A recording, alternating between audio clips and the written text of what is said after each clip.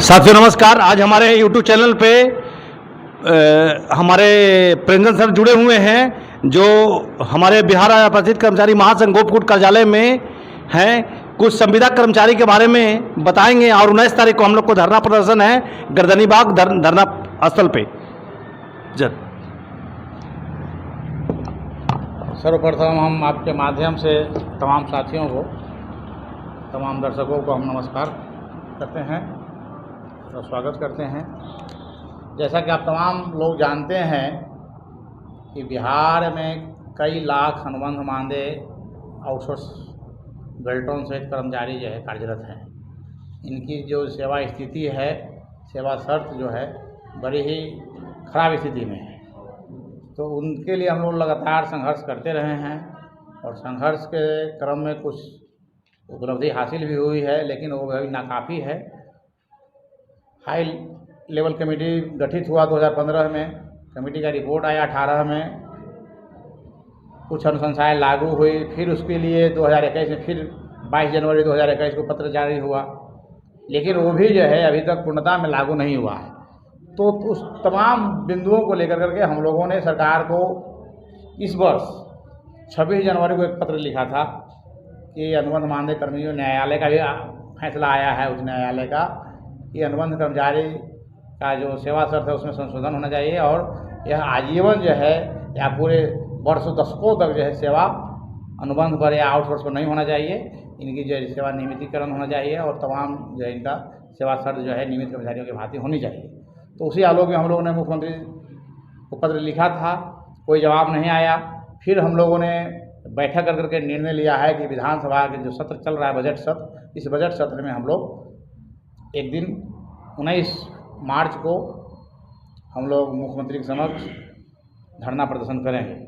उसी क्रम में हम तमाम जो अनुबंध संविदा आउटसोर्स के कर्मचारी हैं, बेल्टोन के कर्मचारी हैं, तमाम लोगों से भी हम अपील करते हैं आपके माध्यम से कि आप 19 मार्च में जो धरना प्रदर्शन हो रहा है गर्दनी बाग में, आपके हित के लिए आप उसमें भाग लें और सरकार पर दबाव बनाएं। और मुख्य मांगें क्या है? हमारी मुख्य जो मांग है कि जो वर्षों से काम कर रहे हैं तो इनको सेवा नियमित किया जाए।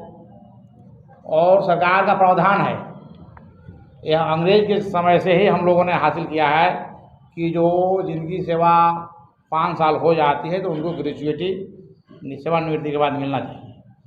और आज 10 को 20 साल 25 साल संविदा पर आउटसोर्स पर नौकरी करते हैं, इनको ग्रेजुएटी के नाम पर कुछ नहीं मिलता है। तो यह हमारी मांग है, प्रमुख मांगों में से एक मांग है कि ऐसे तमाम संविदा कर्मी, आउटसोर्स कर्मी जिनकी सेवा 5 साल हो गई है तो उनको ग्रेजुएटी का लाभ दिया जाए।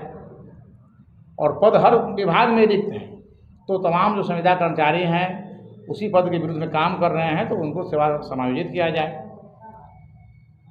और सेवानिवृत्ति के बाद बुढ़ापे का सहारा, जिस तरह से नियमित कर्मचारियों को पुरानी पेंशन की मांग वर्षों से चल रही है, तो अनुबंध कर्मियों को, संविदा कर्मियों को भी जो है जो ईपीएफ से आच्छादित हैं तो कम से कम उनका न्यूनतम पेंशन जो है 10,000 रुपया किया जाए। तो ये हमारा प्रमुख मांग है। और इससे तमाम विभागों में जो कार्यरत हो, चाहे आईटीआई में कार्यरत कर्मचारी हों, अनुदेशक समग्र कर्मचारी हों, आउटसोर्स कर्मचारी हों, या ग्रामीण आवास सहायक कर्मचारी ग्रामीण विकास विभाग में काम करने वाले लोग हों, या लोहिया स्वच्छ अभियान के तहत काम करने वाले प्रखंड समन्वयक हों, या लोहिया स्वच्छ अभियान के तहत काम करने वाले जो है स्वच्छता पर्यवेक्षक एवं कर्मचारी हों।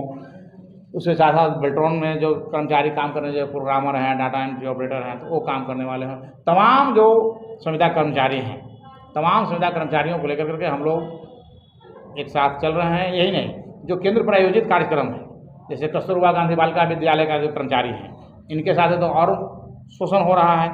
इनको जो है न्यूनतम वेतन भी नहीं मिल पाता है, 24 घंटा काम इनसे लिया जाता है, लेकिन इनको जो है छुट्टी का सुविधा और अन्य सुविधाएँ भी जो इनको हासिल नहीं है।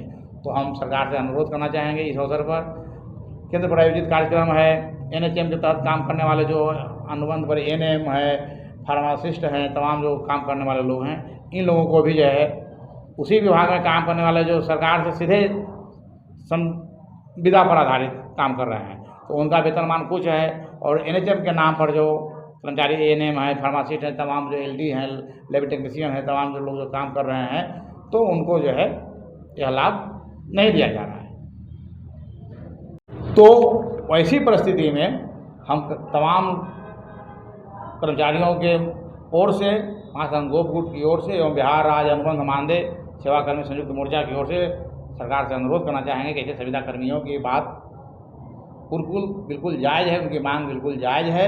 तो इसलिए 19 तारीख के धरना के माध्यम से जो इनकी आवाज़ उठेगी, आप ज़रूर इस बातों को सुनेंगे और इनके इस पर जो है अमल करेंगे। और ये मुख्यमंत्री से अपेक्षा है, बिहार सरकार से अपेक्षा है और उम्मीद है कि आप संविदा कर्मचारियों के, अनुबंध मानदेय कर्मचारियों की, आउटसोर्स कर्मचारियों की मांगों को सुनेंगे। धन्यवाद। धन्यवाद साथी। अब हमारे साथ जुड़े हुए हैं मनोज कुमार यादव जी, जो संविदा कर्मचारी के बारे में कुछ बताएंगे। सर। धन्यवाद। जैसा कि हम सब जानते हैं, मोटा मोटी एक बात समझ लीजिए कि संविदा की जो प्रथा शुरू की गई थी, तो प्रथा इस रूप में शुरू की गई कि किसी जगह नियमित नियुक्ति नहीं हो पा रही है या नियमित व्यक्ति नहीं है, उनकी तत्काल व्यवस्था नहीं हो पा रही है, तो एक तदर्थ व्यवस्था के तहत कुछ लोगों को एक निश्चित समय के लिए रखा गया, जिसको हम लोग आज अनुबंध या कॉन्ट्रैक्ट के थ्रू मानते हैं। लेकिन जब देखा जा रहा है कि ऐसे लोगों को जिनको रखा गया है, जो काम कर रहे हैं, उनको सिर्फ 10 महीने, 11 महीने नहीं बल्कि सालों साल तक, 10-10 साल, 11 साल, 15 साल, 18 साल तक लगातार अगर उनको उसी व्यवस्था के तहत काम करना पड़ रहा है, इसका स्पष्ट मतलब है कि उनकी आवश्यकता है, ज़रूरत है वहाँ पर, और वो लगातार जब इतने दिनों से काम कर रहे हैं, तो जाहिर सी बात है कि उस काम को अच्छे तरीके से निष्पादित करने की काबिलियत भी उनमें है।